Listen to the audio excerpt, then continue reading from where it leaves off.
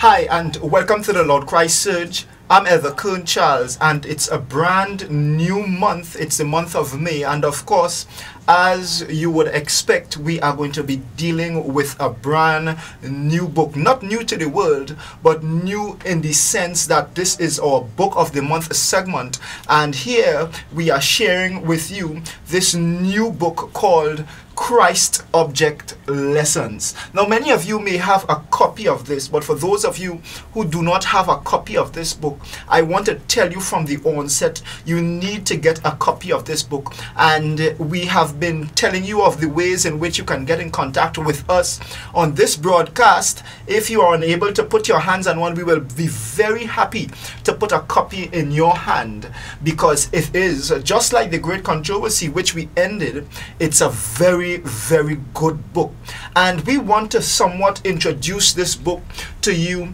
today so that we could continue to have a smooth flow in our book of the month. Every month we are going to be going through a new book. That is, of course, we do not have an extended feature backed by popular demand, that is. So we are going to be going through the book Christ Object Lessons, and we are going to be starting with chapter 1. Though it's an introductory type of session we are going to be conducting this evening, yet we must start with chapter 1, and that chapter is entitled Teaching in Parables. That chapter, Teaching in Parables. You know, my dear friends, some of the most sublime and powerful truths throughout the scriptures taught by Christ, has been taught through parables. He spoke parables. The Bible tells us he opened his mouth in a parable. He opened in parable. He said a parable unto them, and so on and so on. And I have found that some of the greatest truths are contained in these parables spoken by the Messiah, the Christ himself. So let's continue on in this Book of the Month segment. The Bible tells us in the book of Matthew chapter 13 verses 34 and 35, all these things spake Jesus unto the multitude in parables, that it might be fulfilled which was spoken by the prophet, saying, I will open my mouth in parables, I will utter things which have been kept secret from the foundation of the world. Matthew chapter 13 verses 34 and 35. And let me just take a quote from page 17 of this important and awesome book. The inspiration tells us here, in Christ's parable teaching, the same principle is seen as in his own mission to the world. Remember, he taught in parables, Christ's object lessons. He looked at things in nature and he drew from them powerful spiritual lessons which are still good for us today. It's like a mother washing clothes, and as she throws that dirty clothes in the washing machine, or through whatever medium she uses to get the clothes clean, you can ask the Lord to wash you and make you clean, just as he's doing. That machine is going to make your clothes clean. Let him be that active detergent that will not only make the clothes clean, but that it would leave the clothes smelling sweet and looking fluffy and perfuming your body when you wear it. You can ask the Lord for these things,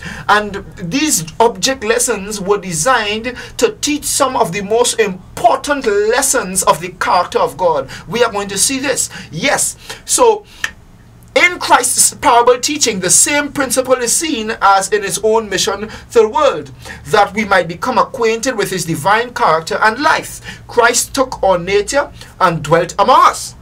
Divinity was revealed in humanity, the invisible glory of in the visible human form. Men could learn of the unknown through the known. Heavenly things were revealed through the earthly. God was made manifest in the likeness of men. So it was with Christ's teaching. The unknown was illustrated by the known. Divine truths by earthly things with which the people were most familiar. Every day as we travel on the highways and the byways, as we go about our daily business, we see a lot of things. I want to give you an advice and a little homework. While you travel along the road, just take your glance off, not if you're driving, of course, you would have to park up to do this, and try to look at the trees, try to look at the plants, look at the animals, look at how they feed, look at the different variety of birds, look at when they come out in the morning, look at them during Friday evening, and look at them on Sabbath too.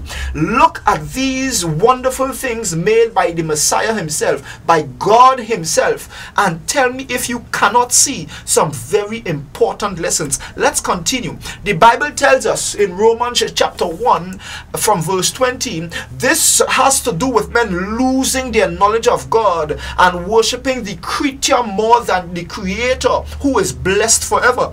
Paul tells us here in his epistle to the Romans, for the invisible things, the things that we cannot see, the invisible things of him from the creation of the world are clearly seen, being understood by the things that are made, even his eternal power and Godhead, so that they are without excuse. I want to read that text again. It's a very, very powerful text. The Bible tells us, for the invisible things of him from the creation, way back from the creation of the world, are clearly seen, being understood by the things that are made, even his eternal power and Godhead, so that they are without excuse. Let me tell you something. Today I had a little bit of watermelon, and it was sweet, it was red, and it was juicy.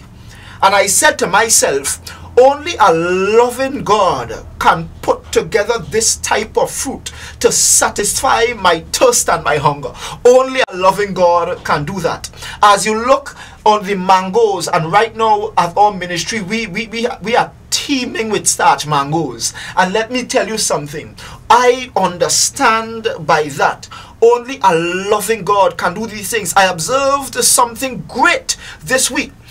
I went out in a meditation to meditate a little bit under that same starch mango 3, and I just looked at the starch mango 3s. We have 2, and I noticed that some of the mangoes were green. I had a good look at it, and I went out for a few hours and I came back. The same mangoes that I saw hanging from the branches, which I saw as being green, they started to turn yellow just in a few hours. And I marveled at that. I looked at my friend and I told that person, you know, you can leave a starch mango looking green and come back in the afternoon and it's ready to eat. And I found that to be such an amazing thing. Only God, only a loving God can do these things. And let me tell you something that I learned from that. You can be going on this road now, and just a little while along that road, as you come back